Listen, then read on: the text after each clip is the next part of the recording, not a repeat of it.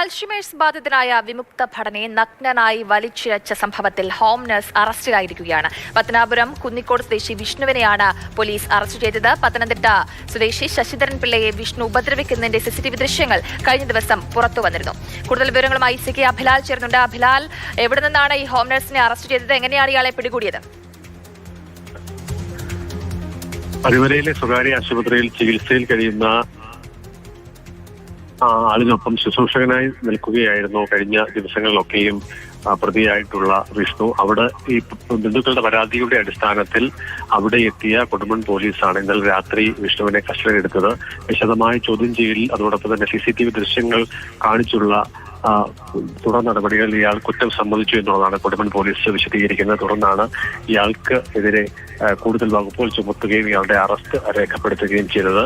4 ദിവസം മുൻപാണ് ഈ കേസിന് ആസ്പദമായ സംഭവം ഉണ്ടായിരുന്നത്.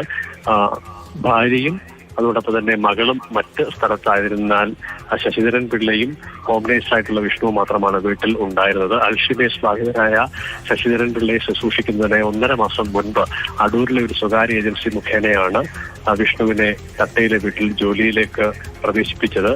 എന്നാൽ ഇയാൾ വളരെ മോശമായ രീതിയിലുള്ള പ്രവർത്തനങ്ങൾ നടത്തി വന്നു എന്നതിന്റെ ഏറ്റവും ഒടുവിലത്തെ തെളിവായാണ് CCTV ദൃശ്യങ്ങൾ പുറത്തു വന്നത്.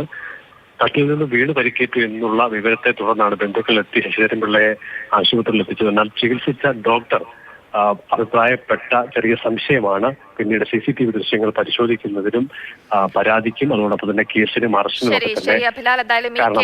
Home nurse അറസ്റ്റിലായിരിക്കുകയാണ്.